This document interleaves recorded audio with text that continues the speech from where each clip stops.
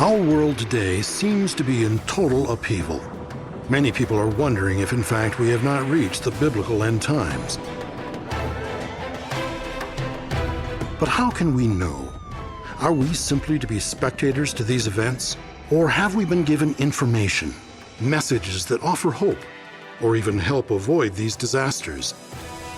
In 2004, a particle physicist working independently made a discovery that could change everything we think we know about the world we live in. Could it be that something as inconsequential as this tiny fiber contains such a message for the entire world? Have new ways of obtaining long-hidden information been discovered? The emissions from a physical object, when studied as a whole, uniquely identify events in the history of that object. Have scientists finally discovered where to look for the secrets of the universe?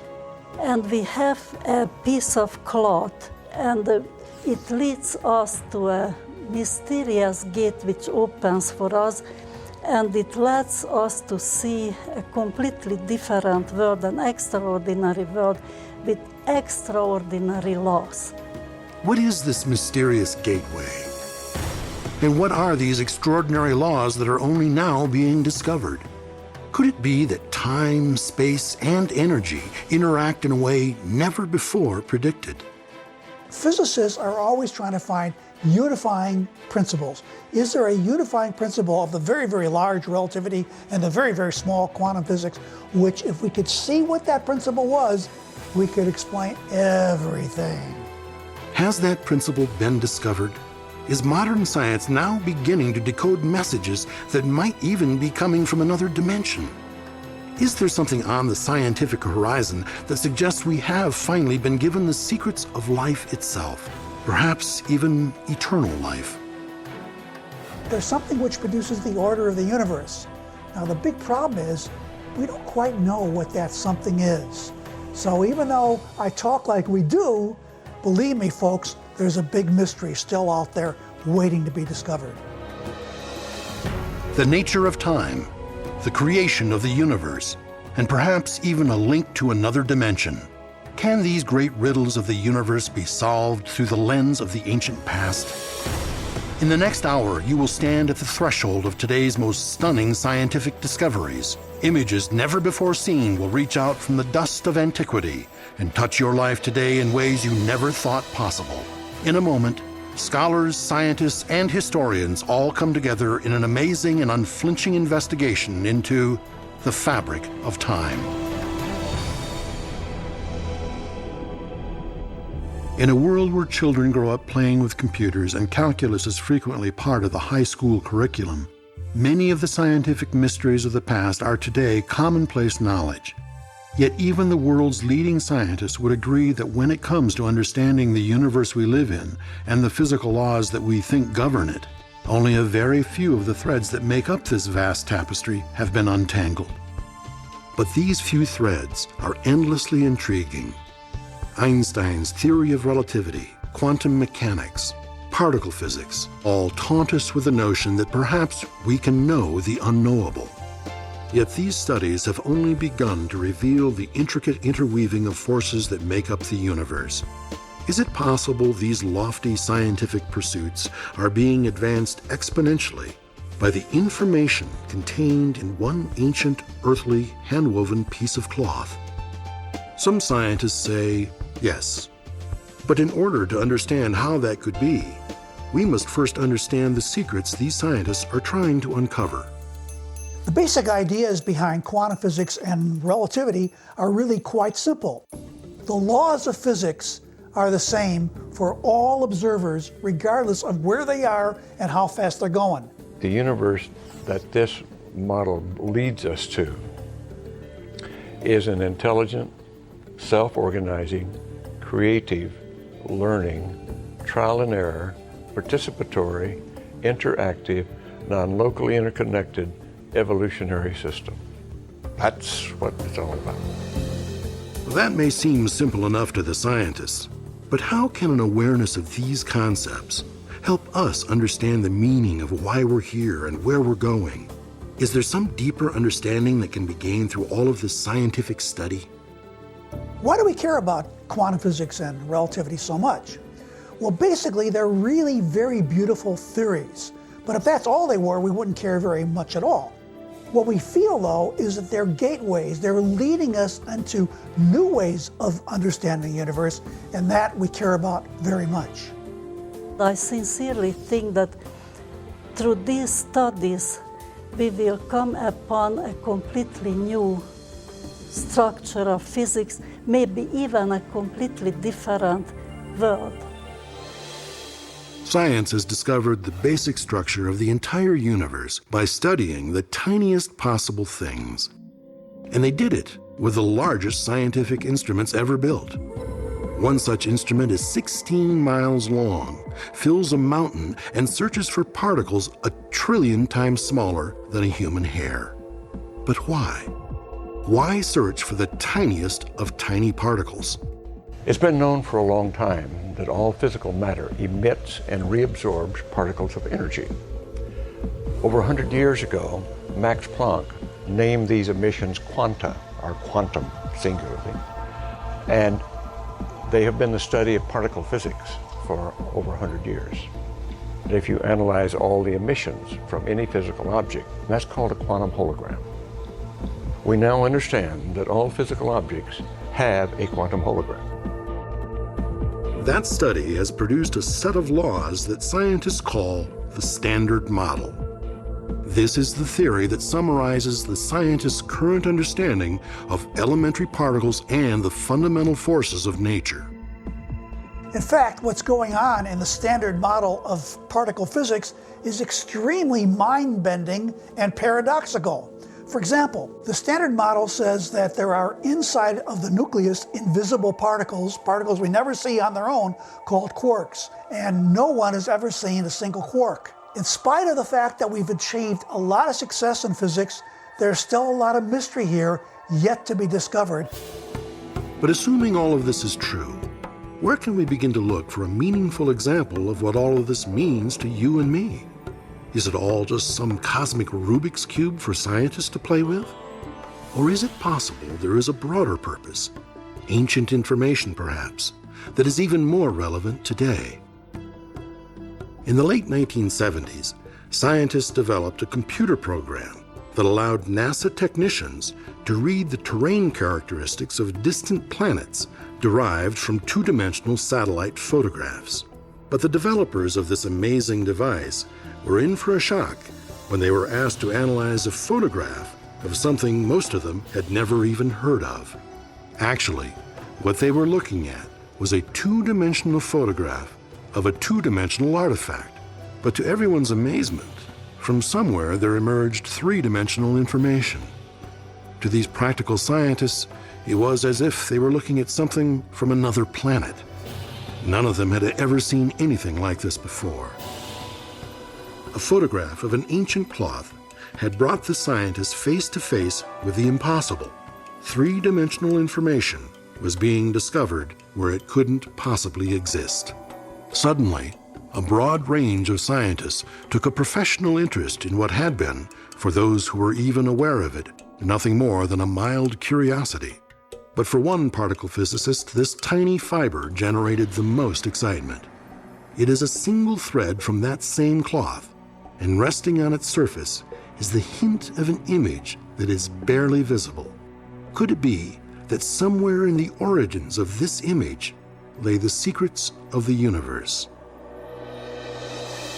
The artifact was the Shroud of Turin, and without a doubt it is the most picked at, probed, x-rayed, examined, revered, reviled, tested, studied, scanned, and photographed artifact in the world today.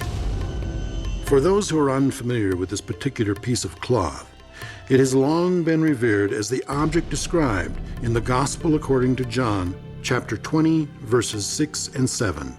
Referring to Peter, John wrote, "He saw the strips of linen lying there, as well as the burial cloth that had been around Jesus' head. The cloth was folded up by itself, separate from the linen." For over 100 years, researchers, historians, and scientists of every variety have attempted to determine if this linen cloth tucked away in a cathedral in Turin, Italy, could actually be the one referred to, the burial shroud of Jesus Christ. An attempt was made to discover the answer to that question in 1978, when a group of American scientists were given unprecedented access to the shroud for 5 intensive days. Over the next several years, this tireless group, known as the Shroud of Turin Research Project, or STURP for short, which was comprised of many of the world's premier scientists representing such diverse disciplines as physics, chemistry, engineering, forensic medicine, and many others, spent no less than 150,000 man-hours studying, testing, and interpreting the data. The results seemed to indicate the shroud could be a genuine first-century burial cloth from somewhere in Palestine. But then, in 1988, carbon dating analysis by 3 different testing laboratories produced quite a different result. The radiocarbon dates that we obtained clearly put the shroud in the Middle Ages. According to the carbon-14 tests, the shroud came into existence somewhere between the years 1260 and 1390. Could all the other scientists be wrong? First of all, we must point out that the dating of a shroud sample in 1988 was both controversial and hotly disputed by experts in many fields. The problem of dating a cloth, not only the shroud, but I think any cloth, any old cloth, is not easy to solve completely and definitely. According to the professor, the idea of a medieval origin of the shroud leads to an impossible thesis. The forger would have had to find a man to crucify, flog him mercilessly, place him in a shroud, and then manufacture or simply wait for the image to somehow appear. I think that is quite impossible, that what we cannot do today, it was very easy and during a medieval period. 150,000 man-hours and the work of dozens of scientific disciplines were challenged, actually brushed aside, by a single carbon-14 test. But the world was left with the same question. What created the image? And how do all of these latest scientific advances lead us to this particular artifact? What is there about the image that causes scientists to put their reputations and fortunes at risk? The resurrection itself belongs to the spiritual world, and I don't think it is the business of physics to talk about it. However, the shroud itself and what made the image leads us to a mysterious gate which opens for us, and it lets us to see a completely different world, an extraordinary world with extraordinary laws. What are those laws? And do they exist regardless of the age of the fabric? Is this purely a scientific squabble? Or could it be there is something here that is far more important than the artifact itself? Is it possible that the energy and information now being detected is actually the information we need to help us overcome the problems we face today? Are the secrets of the universe, perhaps of all creation, locked up in this seemingly ordinary linen burial cloth? Can the image, now known to contain 3-dimensional information, also be a quantum hologram? Perhaps we should take a moment and define exactly what the Shroud of Turin is, and what makes it so special in the minds of so many people. The shroud is an ordinary piece of hand-woven fabric that measures 14 feet 3 inches long and 3 feet 7 inches wide. These full-length dark lines are scorches from the fire that nearly destroyed it in 1532. The diamond-shaped patches cover holes resulting from that fire. But it is the faint, ghostly image of a crucified man on the surface of the cloth that rivets our attention and makes this piece of cloth unique in all the world. What is the truth about the shroud? Is it a communication from another time, another dimension? And if so, can we determine what the message is intended to be? Could it be that the quantum revolution in physics permits science to go beyond human speculation?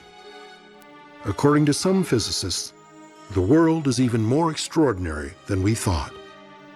Oddly enough, this ordinary piece of linen cloth that many scientists believe to be over 2,000 years old might give scientists their most tangible clue to unlocking the secrets of the quantum hologram. Yet, some still maintain the carbon-14 test places its scientific value under a cloud of suspicion. There are hundreds of pieces of evidence, both scientific and historical, that indicate that the shroud is authentic. There's only one piece of evidence that says the shroud is not authentic, and that's carbon-14. However, carbon-14 has itself been much disputed. It is neither logical, empirical, or scientific to take one piece of evidence and ignore the hundreds of pieces of evidence in support of authenticity. We are faced with a paradox here.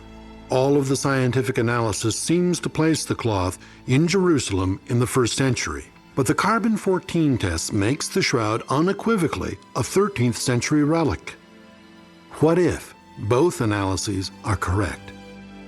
But how could the carbon-14 tests be as accurate as modern technology can make them, and all of the other scientific data that places the cloth solidly in the 1st century also be accurate?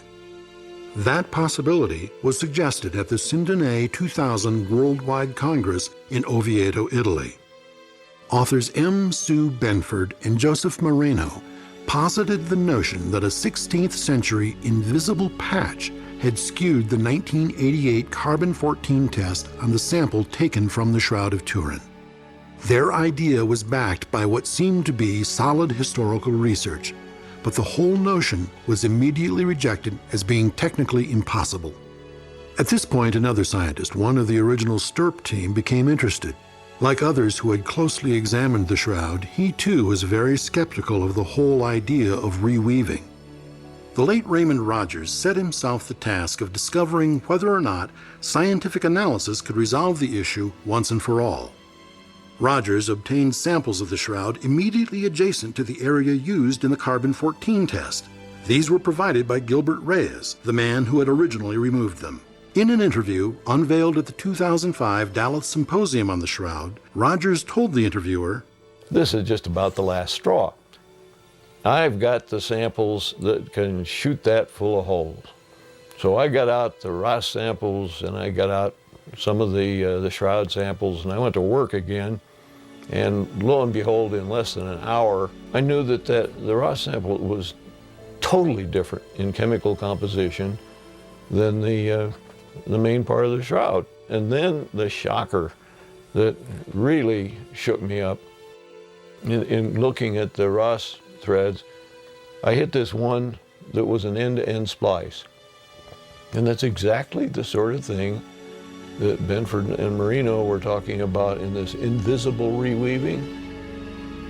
After coming to this conclusion, Ray called me one day and said flat out, "Tom, there is no scientific wiggle room." Up to this point, then, we can say with some degree of scientific certainty that the shroud is an authentic 1st century fabric. Some scientists may continue to disagree, but for the moment at least, the 1988 carbon-14 tests on the shroud appear to have been invalidated. In the meantime, a group of digital scientists in Amsterdam focused their expertise on a different set of data from the shroud. What they found stunned them all. Holographic information is encoded in the shroud in an interference pattern. And most probably there's more information in it, which I call like a blueprint of the universe.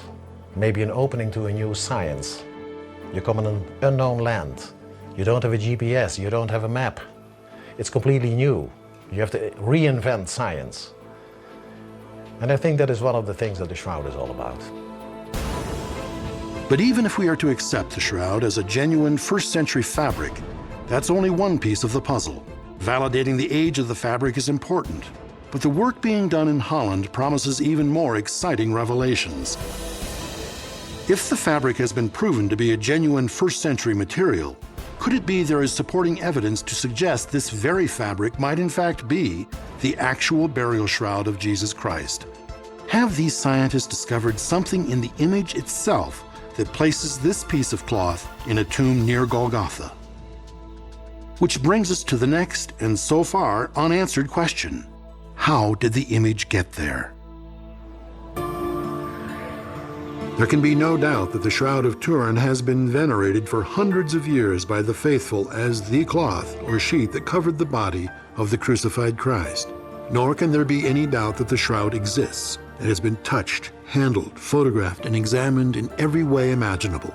But has the result of all the research, testing, and study brought us any closer to proving not only the age of the fabric, but the reason for its veneration? There are those who insist the authenticity of the shroud has not been proven.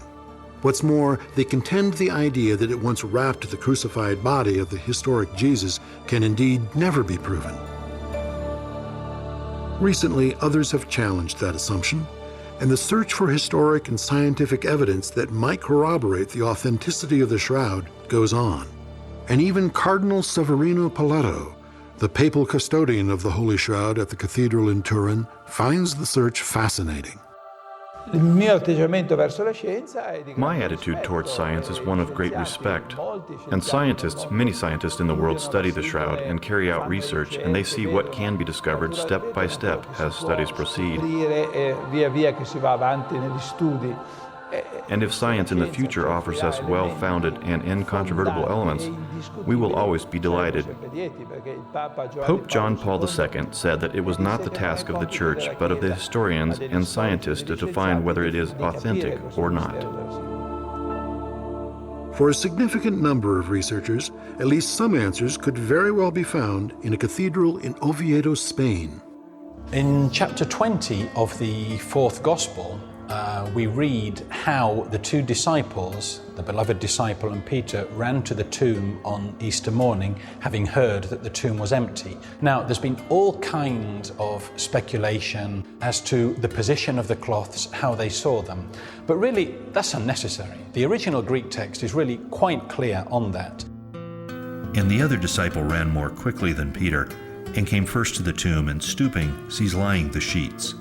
Comes therefore also Simon Peter following him, and entered the tomb, and he beholds the sheets lying, and the kerchief which was on the head of him, not with the sheets lying, but apart, having been wrapped up in one place.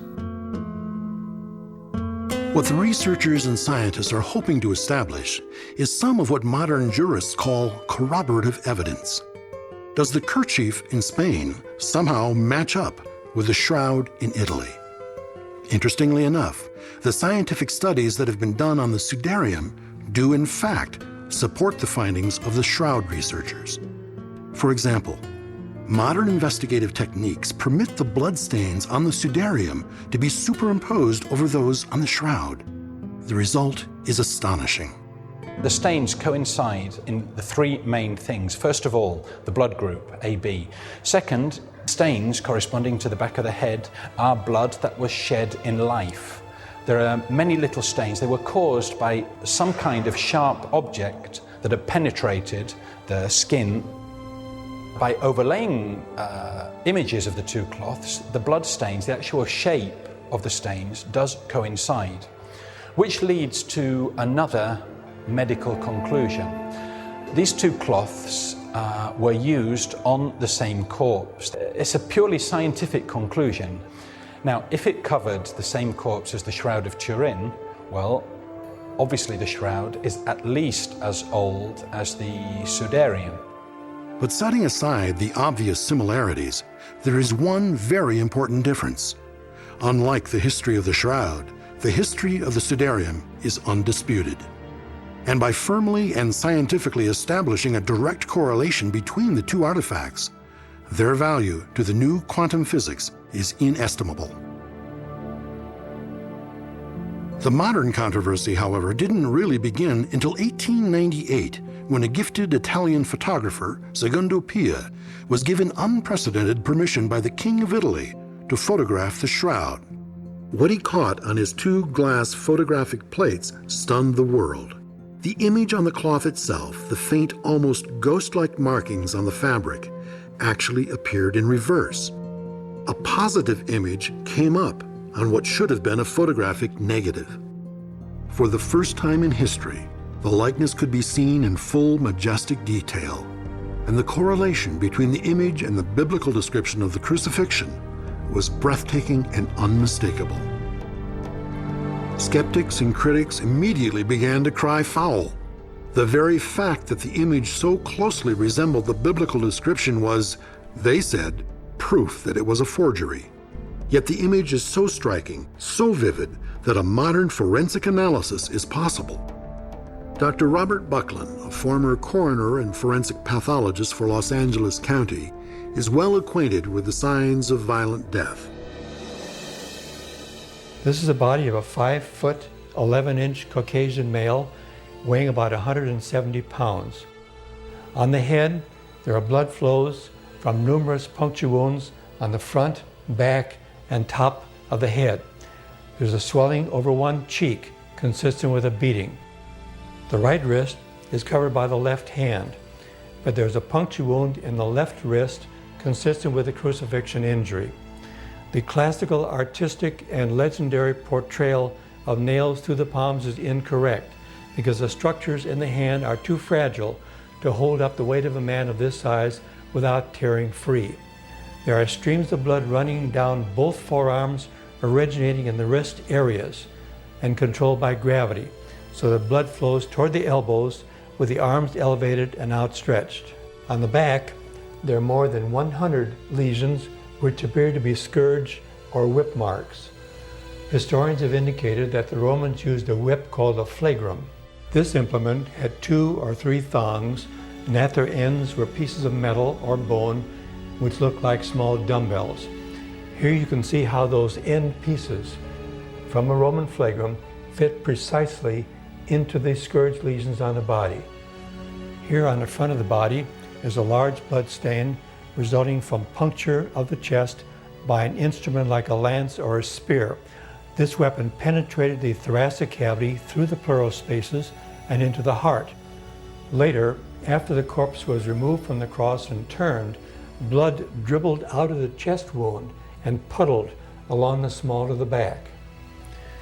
There's an abrasion of one knee consistent with a fall. Finally, a spike has been driven through both feet and blood leaked from those areas and has stained the cloth. The evidence of a scourged man who was crucified and who died of postural asphyxia and cardiopulmonary failure is clear-cut. The corroborating evidence, forensic, historical, scientific, and circumstantial, as the lawyers might say, is clearly in support of authenticity. The circumstantial evidence in support of the authenticity of the Shroud of Turin is simply overwhelming. In my professional opinion, it would meet the most stringent evidentiary requirements in a court of law, beyond a reasonable doubt. All of the evidence, with the exception of the largely discredited carbon-14 test, give the Shroud of Turin a far greater claim to authenticity than virtually any other ancient artifact, or for that matter, any other object on Earth. But now scientists say all of this connects to the latest quantum physics. What is there about the Shroud that binds these new scientific discoveries to the old beliefs? What of the single image-bearing fiber we spoke of earlier? Does the image itself carry information? Have the secrets just now coming to light in the scientific world been hidden in this stunning artifact for hundreds of years? Could it be we have yet to learn that the universe does not necessarily work the way we have always been taught that it did? So far, we have been able to establish a scientific level of authenticity for the Shroud of Turin. And we have seen how science is discovering a whole new realm of physics. The question is, how do these two realities come together? Could it be the answer lies not with the fabric, but with the image itself? It is not simply the fact that there is an image on this piece of cloth that has so captivated the interest of scientists, historians, and theologians. It is the nature of the image that is so profound. The shroud image is made from tiny fibers that are 1/10 the size of human hair. And the picture elements are actually randomly distributed like the dots in your newspaper photograph or magazine photograph. To do this, you would need an incredibly accurate atomic laser. This technology does not exist. According to the official published findings of the STURP scientific team regarding the shroud image, the actual image was created by a phenomenon as yet unknown, or a momentous event that caused a rapid cellulose degradation, aging, of the linen fibers. That is, an accelerated dehydration and oxidation of the very top linen fibrils of the cellulose fibers of the shroud, thereby creating a sepia or straw yellow colored image similar to that of a scorch. In other words, the image was caused by something, nobody knows what, that affected only the very top of the fibrils that make up the fibers that in turn make up the fabric. After thousands of hours of intense study, the world was left with yet another scientific enigma. A piece of fabric that is demonstrably hand-woven containing a surface anomaly in the shape and form of a crucified man, created by some process of undetermined origin. There are other striking anomalies as well.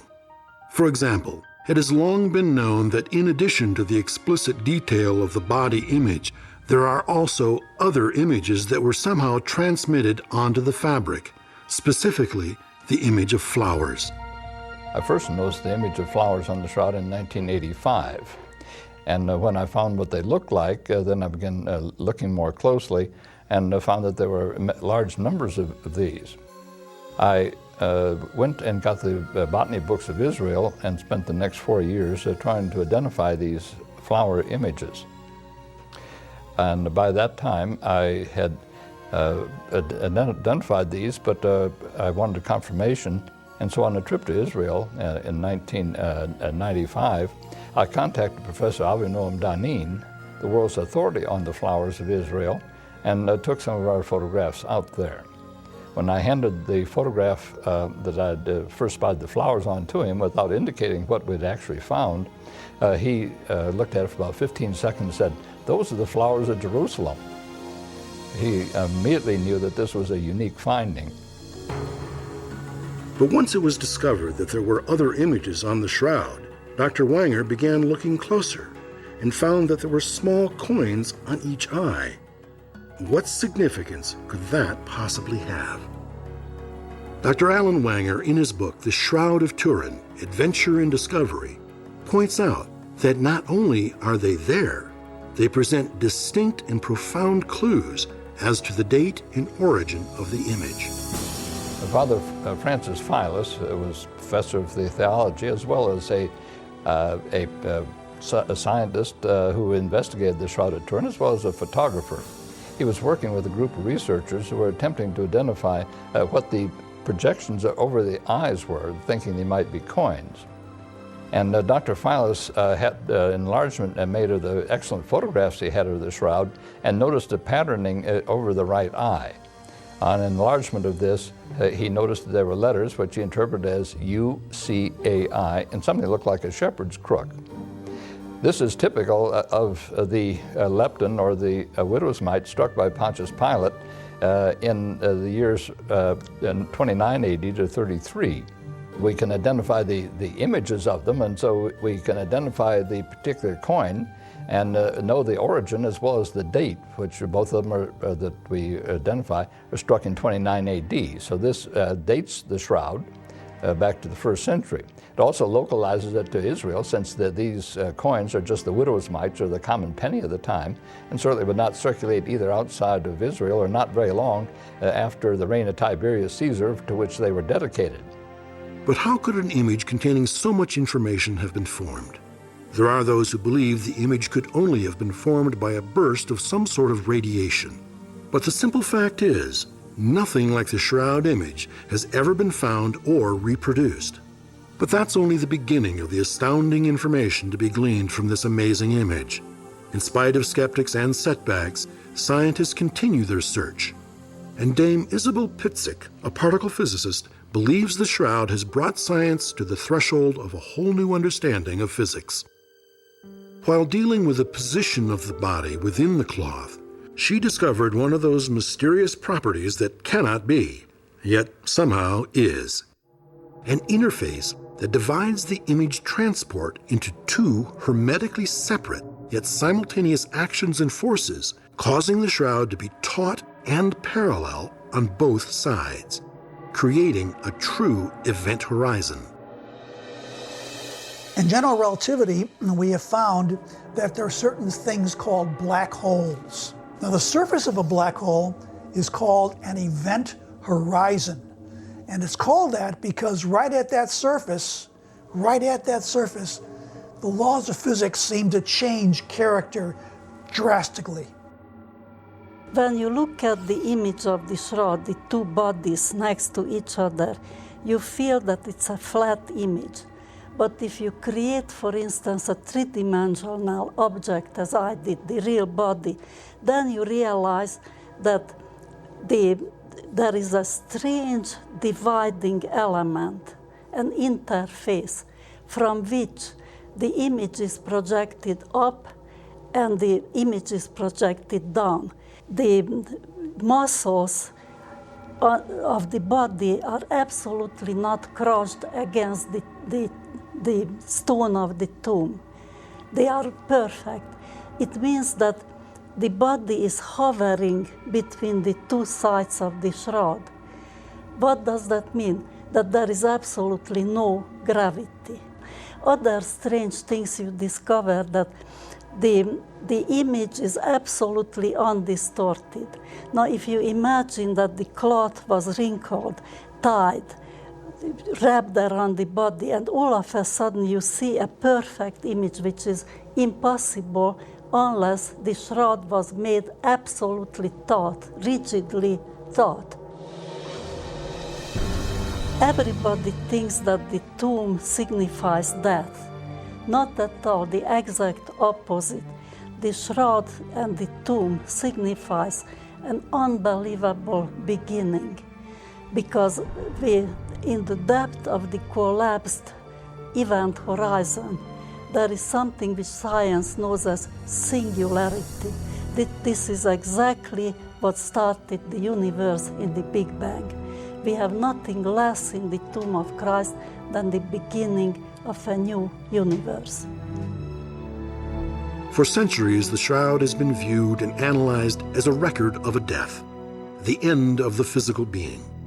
But Isabel Pitzik is suggesting that it is, in fact, just the opposite, a record not of an ending, but a beginning, which would suggest resurrection in its truest sense. And according to Dame Pitzik, this is the starting base for the new physics. But is Isabel Pitzik out on a limb of physics where no one else wants to go? Perhaps not. Recently, a group of scientists trying to identify those things that are fundamental to the way nature works made some startling discoveries. Dr. Edgar Mitchell, the sixth man to walk on the moon, founder of the Institute of Noetic Sciences, author and lecturer, explains. The classical traditional model in physics, which began in Newtonian times, describes how particles and atoms and molecules move and recombine. Even most of the 20th century, physicists only looked at the particle aspect of it and did not really concentrate very much on the informational aspect. And it's only really with the quantum hologram that we have brought information up to a par of importance with energy itself and with physicality, so that we understand that the universe we live in not only exists because of its physicality, but it's understood because of its information. And this is a powerful new concept. And all physical bodies have such a holographic emission that is available non-locally, which means throughout the universe, non-locally at all times. Could it be the event horizon demonstrated by the image on the shroud sent information instantaneously throughout the universe? And does this mean that the resurrection was a universal event? Physics has achieved a lot of success, and we think that we have pretty much everything, but it turns out we know we don't. We know there are missing links. We know there are puzzles and infinities cropping up all the time. And believe me, people are working to find some answers. But in spite of our successes, there are still some mysteries abounding. Some scientists believe the characteristics of the image on the shroud, such as three-dimensional information from a two-dimensional photograph, the negative aspect of the image, and the fact that the image that appears on the cloth virtually free of distortion are basically holographic.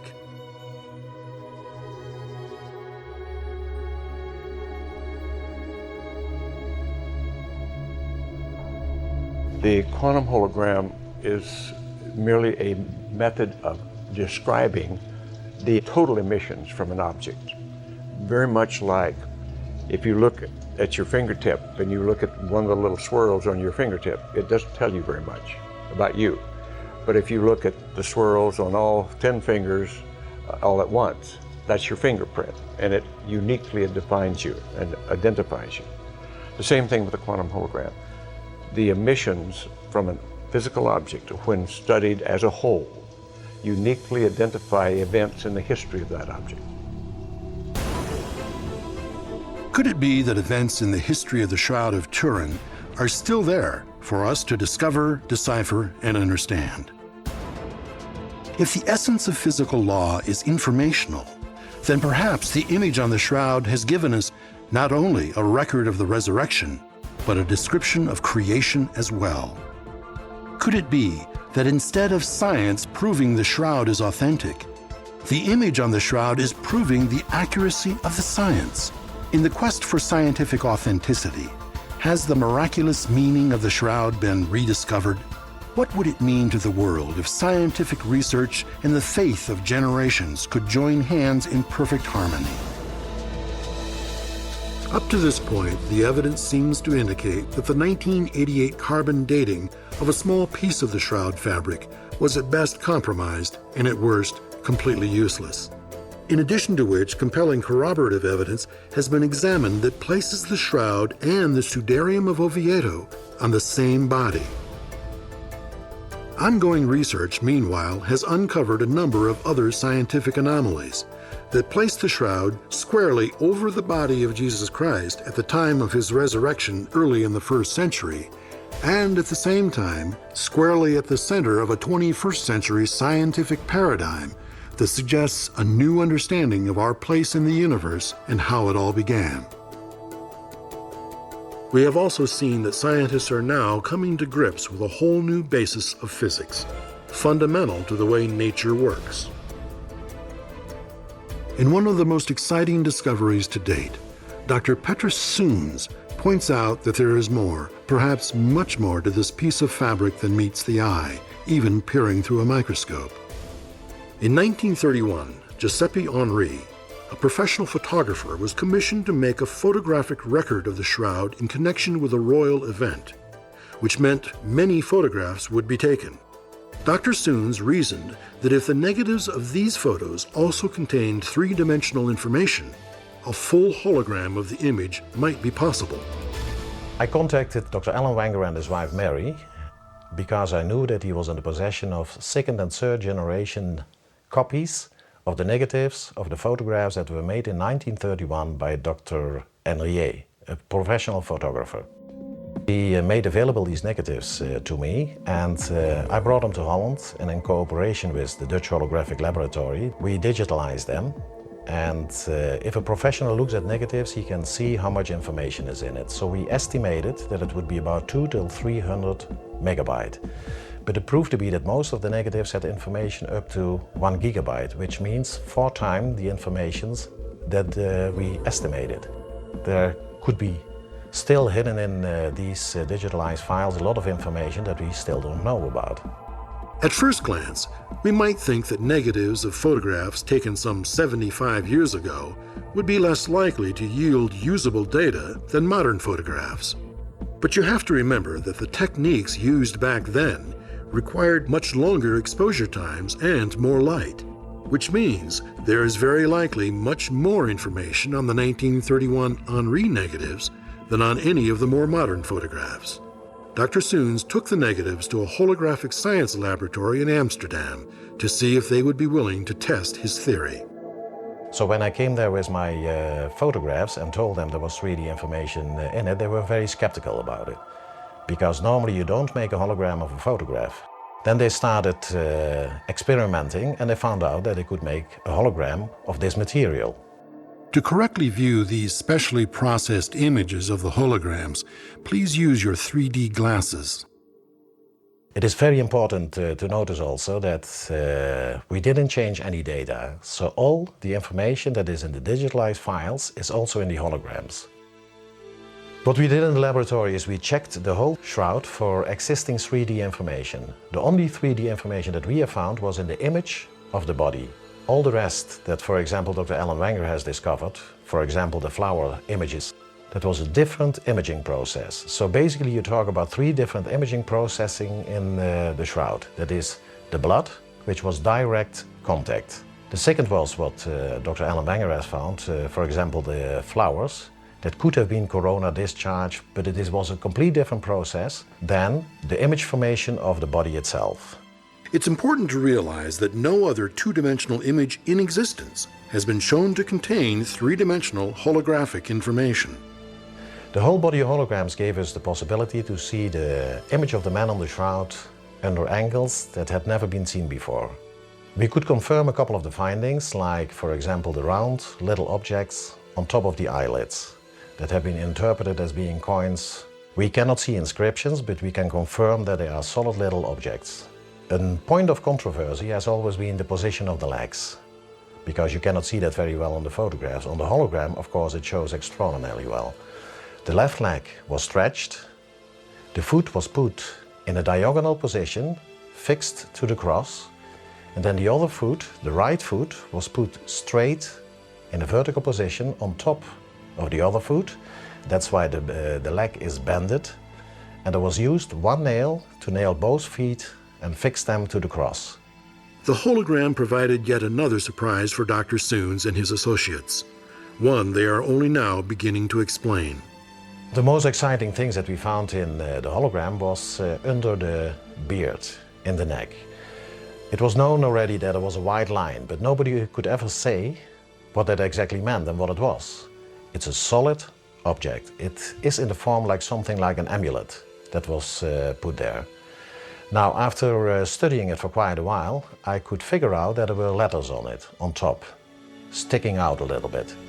Well, it turns out that information on that plaque is evident in some photographs and not in others. And the people at the Eindhoven Holographic Lab in Holland found that slight variations in the focusing distance brought that information out. So on one photograph where we have this information, it was just by pure luck that everything was right and they captured it. And what's that is suggestive of is that there is different information at different depths into this image. And Dr. Peter Soons thought he saw letters there, and he talked with a rabbi and scholar who was fluent in the Aramaic and Hebrew, and the letters are apparent, and they translated those into a meaningful phrase, which says a lot about who this might be. Now these letters are ABA, Aleph, Bet, Aleph, which is the word Abba, which means father. Now, seen the circumstances here and where the amulet is, that makes a lot of sense, because Christ used to call himself also the Son of God, the Son of the Father, the Son of the Holy One. So it is like saying, the amulet that was put probably by the apostles over there, like saying, here is the Son of God. This information is going to have to be checked out, but if it were confirmed, this would just be along the line of several other things that have been written just recently. I mean, literally hot off the press books that are saying in early Christianity, 2 messages were preached from the very beginning. Jesus is divine and he was raised from the dead. Those 2 are right there at the beginning. They didn't come decades later. And of course, that's the same proclamation that we find in the Gospels and in Paul. Could it be that it is possible, after all, to prove that this is not only an authentic first-century cloth, but was in fact the burial shroud of Jesus Christ? But there was more. In fact, there was much more still to come. Tom DiMahala, while examining the hologram close up, asked Dr. Soons if a single fibril from the image area of the shroud was sufficient for determining whether the image contained holographic information. That is, if the shroud itself was a hologram. The answer had exciting implications. First, it's important to understand what a hologram is. Basically, a hologram is a pattern of interacting microscopic rings or interference fringes, not unlike the pattern created when a handful of pebbles are tossed into a pond. Every area of the hologram sees and stores information about the whole image. If you break a hologram into multiple pieces, you have multiple holograms, each bearing information about the whole image. And that is important for the Shroud of Turin also, because the upper arms are missing because of a fire in 1532. So if, what I believe, there's holographic information in the shroud, you would be able to activate that. You would see the whole body of the man in the shroud, including the missing upper arms. Testing is still being done to determine if, in fact, the shroud image does carry holographic information. Dr. Soons has already seen rings on the latest hologram of the shroud image suggesting that this may be the case. Perhaps, in the not-too-distant future, we may be able to create a full, unblemished hologram from a very small area of the shroud's image. Indication of this can come from a single fibril. Having had a chance to examine the holograms, we asked both Dr. Alan Wanger and Tom DiMahala to tell us if there's anything there they hadn't seen before, to give us their impressions of the new data. The hologram does a remarkable job of emphasizing certain features on the shroud. It gives an astonishing three-dimensional aspect to this. It makes some of the features much more prominent, particularly the scourge marks that we see front and back are astonishingly revealed in the holograms.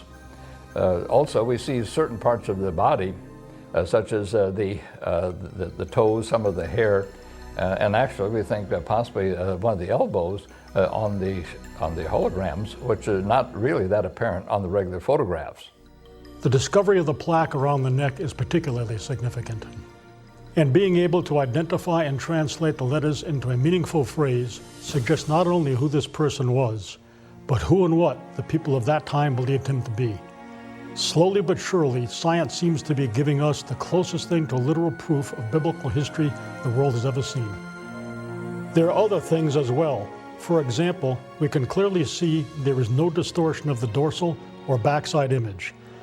The fact supports Isabel Pitzig's theory of a true event horizon. Had the body been lying on rock when the image was formed, distortion would have been unavoidable. There are several remarkable attributes to the shroud evident here that aren't discussed very much. The most obvious is that it is still here, that it has survived through fire, flood, and the ravages of time.